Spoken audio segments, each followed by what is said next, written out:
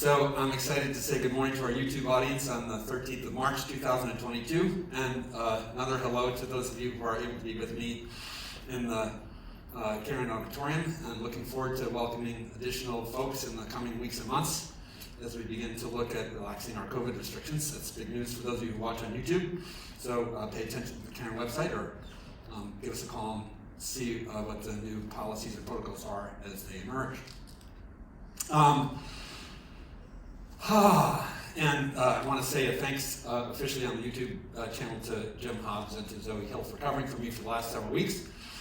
But here I am back again, and hope to be regular here for Sunday after Sunday now for a good run. I am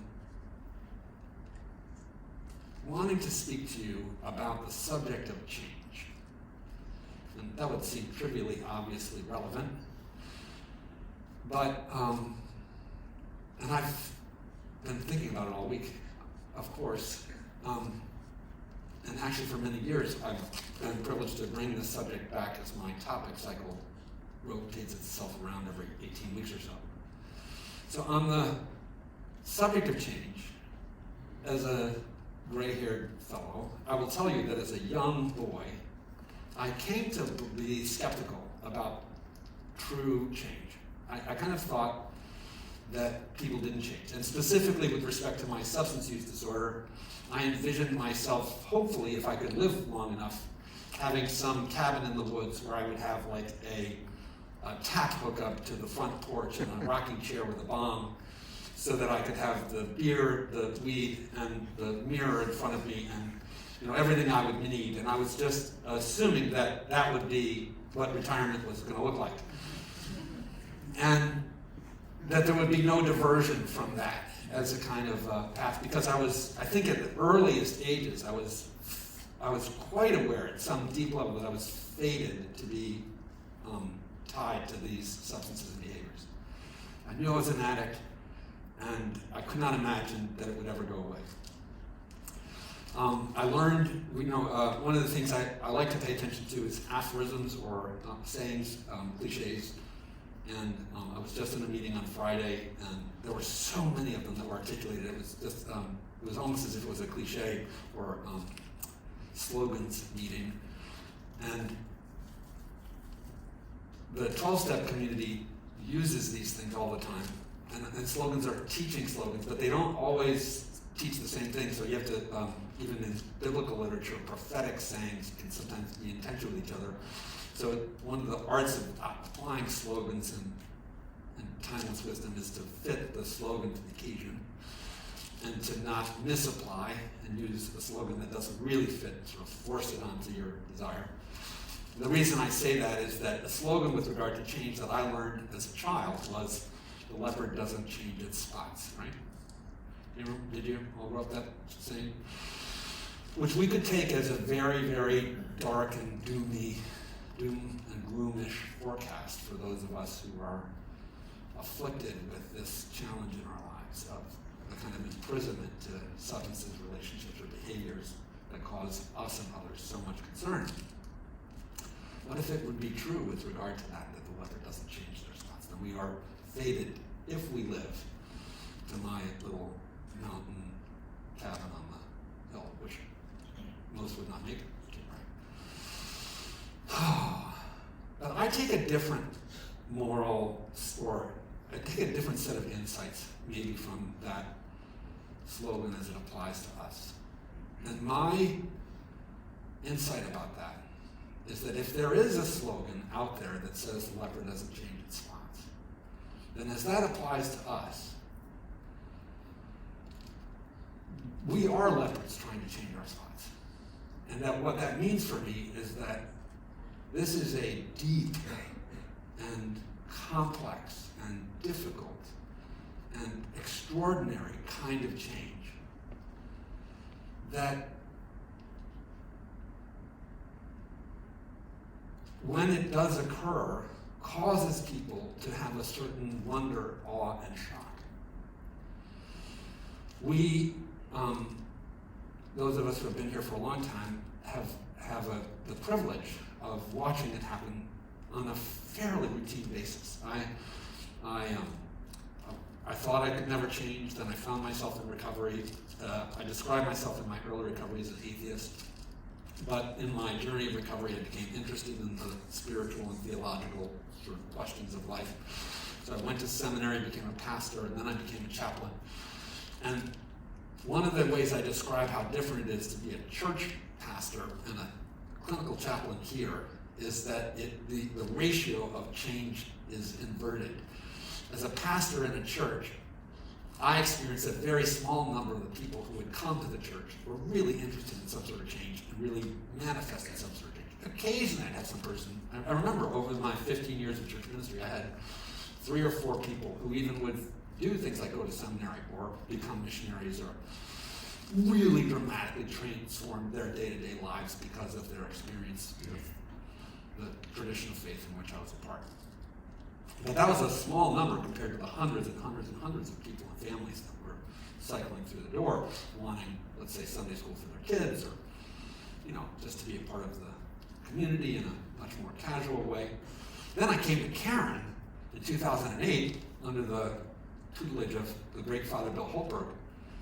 And I was so excited because here the ratio is flipped. It's the tiny number of people here, don't point at anyone, but who really, it's as if they get to Caron by accident and don't really engage themselves in some sort of work to try and make this useful. And I've come to realize even that is an indication of their pain and brokenness. So, but the naysayers and the contrarians and the people who are like, this is stupid and it's a waste and Caron's all about the money or whatever like that is a reflection of somebody's struggle, not, I love all the people who come here, and often those people start out and end up being the Magic Mountain people. We call this place Magic Mountain because change really does happen here. It happens, an unbelievably dramatic shift happens in an unbelievably high percentage of instances, in spite of how incredibly remarkable that is, given the old adage about leopards and spots. So,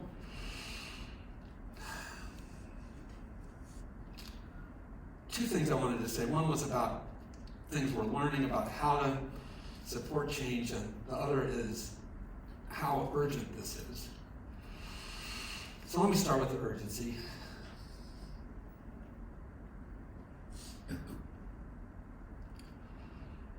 After the YouTube message is finished, and after the chapel service is finished, I'm going to have the privilege of going with a family to place some ashes at a memorial tree that we have on campus. And I'm really grateful that we have the tree there, and that that's part of my pilgrimage to my office every workday. And I walk by it, and I look over and I say a little internal prayer. As a country, we have we have been measuring the significant cost of use disorders with a specific benchmark, which is opioid death. And this week we just learned about, some of us in Florida, there were some, I think they were Naval Academy, there's a tragic sort of deaths from fentanyl. There were really interesting and sad statistics that just came out in the last couple of weeks about how different demographic communities are more affected by fentanyl because of the sort of tier demographic of access to the kind of street drugs that they can get, and so people in more impoverished situations are more likely to die in much greater numbers, and it's something sort of obvious and kind of makes sense. But the reason I bring it up also is that I think it's the wrong benchmark. First of all, many Caron patients are not opioid users. We started our organization around alcohol use disorder, and the movements that support recovery today that are the best known are the ones that came out of Alcoholics Anonymous. And now today we understand addiction interaction disorder. So it's a smorgasbord of substances, and it's sex and gambling and shopping and food and internet gaming gosh, even my relationship with my telephone sure was suspect. And what is the cost? The cost is, so the scope is wider, but the cost is not merely death, right? The cost, as I've gotten older, one of the things I've realized is that if you'd asked me about cost beyond death 20 years ago, I probably would have talked about school, job, career. Today I want to talk about marriages, families, kids, grandchildren, elderly parents. I want to talk about relationships.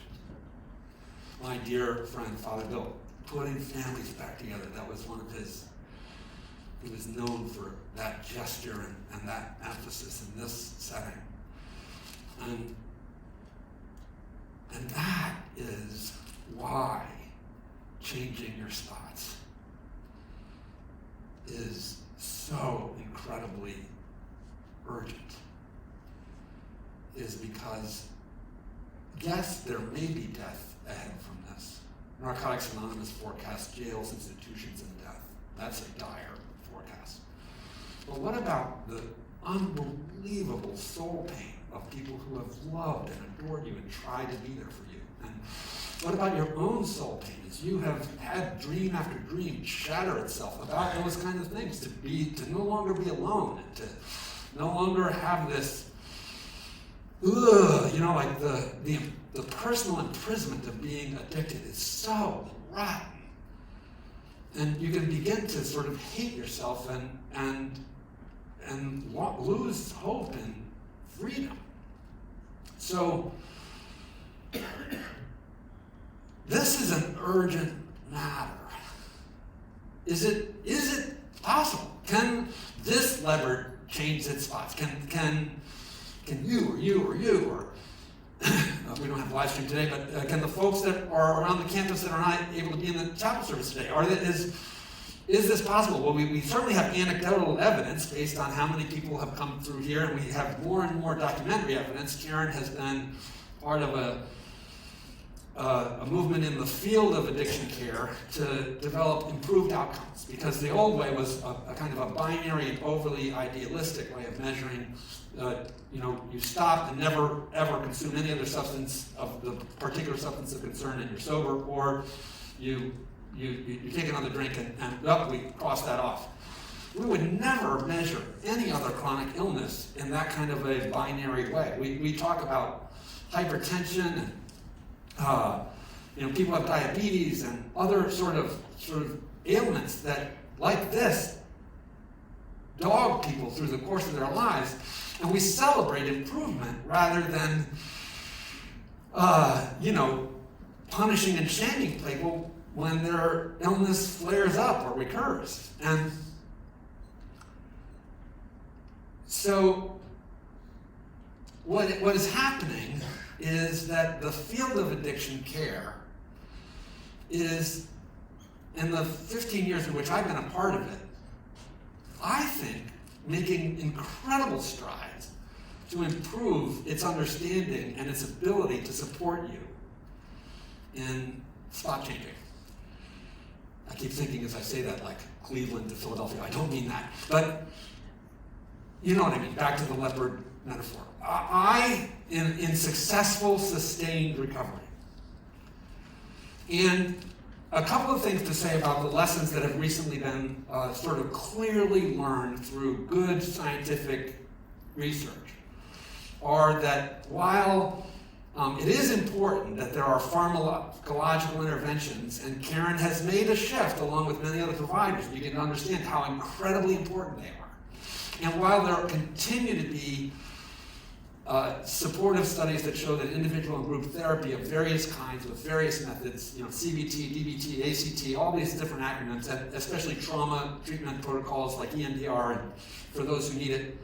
And anyway, I'm losing my alphabet. But all of these different methods are useful. Just in the last couple of years, there are several studies that show that the historic 1935 model of the 12-step community outpaced individual and group therapy in outcomes for people with use disorders. So sorry, but what we've already seen millions of people benefit from is doing better than those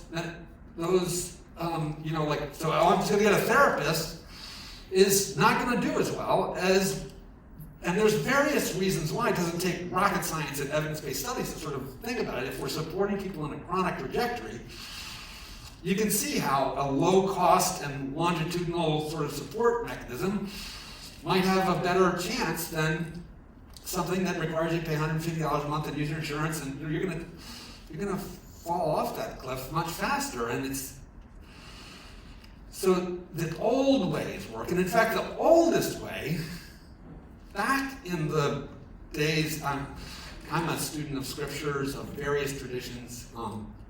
I love ancient texts, and the fact that these texts have persisted for thousands of years and still have followers to me is a kind of evidence that makes them worthy, like slogans, of our attention. But pre-Enlightenment and pre-Industrial Revolution and previous to a technological society, medicine, science, and spirituality were not really thought of as separate disciplines.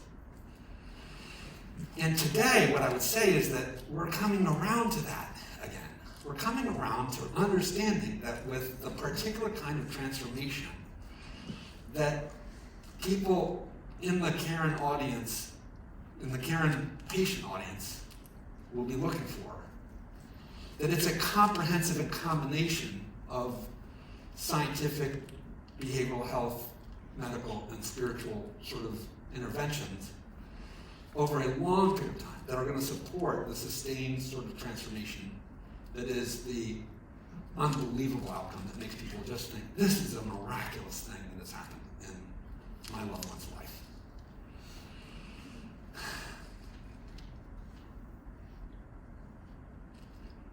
So the question of the hour is about how you were conceiving what it means to be here when you walked in the room. And if you are among a group of people who came in the room who were trying to think about what you were trying to get out of Caron in terms of words like just or only, and meaning like, I just need to stop drinking, or I just need to stop, like going to the ATM and buying the dry goods, or I just need to, dial back my Amazon relationship, or and if you have a narrow scope and a sort of behavioral modification that is around that specific, like all I need to do is stop the substance or behavior of offense, and I'm not really interested in leopard change to, bobcat, like I'm not trying to be an entirely new creation. I would tell you that the fact that you got admitted to Caron is a dire, contrary indicator for you. I think there are people who are out there who can dial back their drinking and using. I think there are. I think there are tons of people. Most of us know people who do that, and they annoy us. When I first started dating the woman I'm married to, and I was counting her drinks, because she's not a recovering person, and of course I am, so I'm like, I'm trying to figure out the mechanism of her drinking. I finally came to this calculus that she was drinking about 6 to 8 alcoholic beverages a month, which bothered the crap out of me. And I said, if I could drink like you, I would drink every day.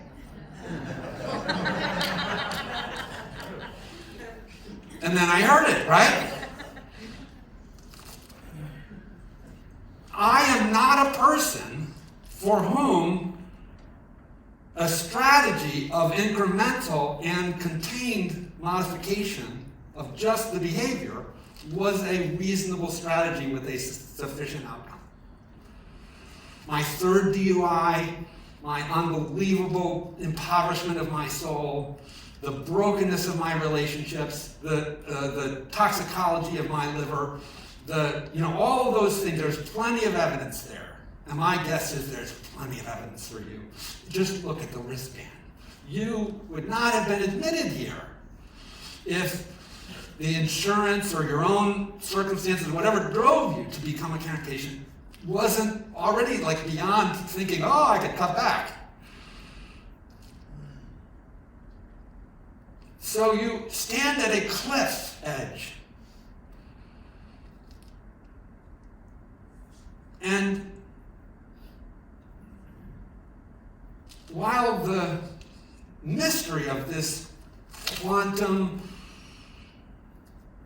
dynamic reinvention, renaissance, change thing is a bit of a mystery in the sense that we cannot exactly give you a chart and tell you follow these 19 steps the 12 steps do it. They induce a spiritual awakening. And today, another thing, as I was saying, not only are we refining our understanding about how important mutual support groups are, but we're getting good evidence that these other mutual support groups that are emerging on the landscape, they go back into the 1970s with Women for Sobriety. I don't know if any of you knew about that, but there's Women for Sobriety, there's LifeRing, there's Smart Recovery, there's Recovery Dharma that grew out of Refuge Recovery, there's Celebrate Recovery.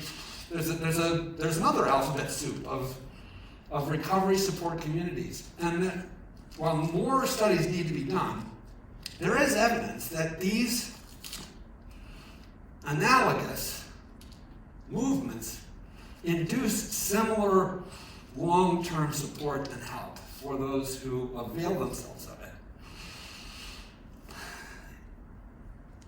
With one proviso, I would say,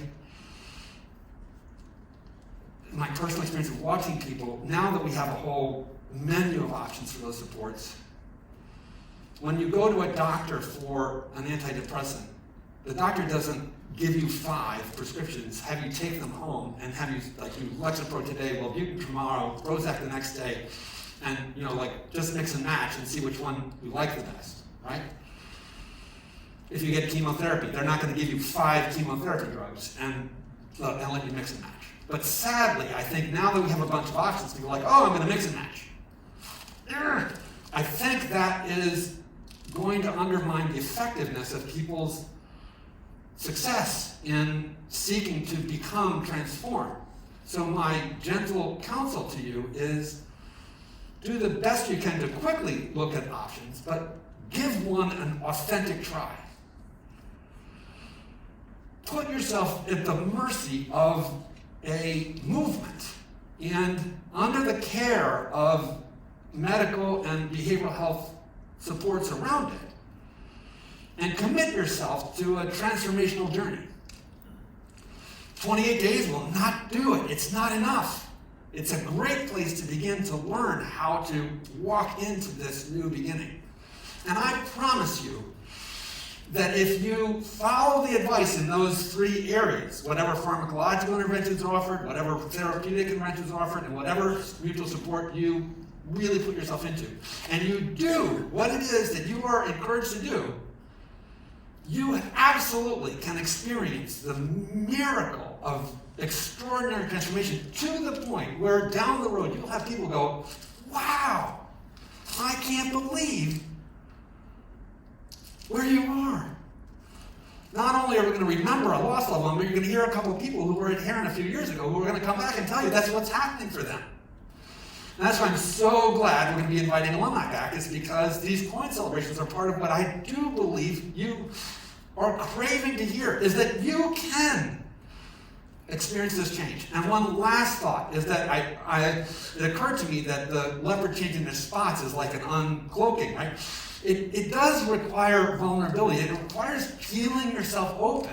And I think that's one of the reasons why it can be so hard to take this jump. But you are safe here to let us see underneath that veneer of protection, masking, and camouflage that you have been carrying. Even if you feel unsafe here, I will say it's more dangerous to keep the wall up. So, the change that brought you here is definitely possible. And you are like a person on a high dive. And My oldest brother, the very first time I went off a high dive, I was about to turn around and he pushed me. I'm glad, because I learned to do it. I survived, got a bad red back from it, but we're not really able to do that, and it would be ethically inappropriate for us to do that, but you can choose to jump. It is a move of faith, and I encourage you heartily to let go of control, let go of narrow conceptions of what this is about, and don't hold on to a fixed idea of what next week, next month, or next year needs to look like. Let this happen.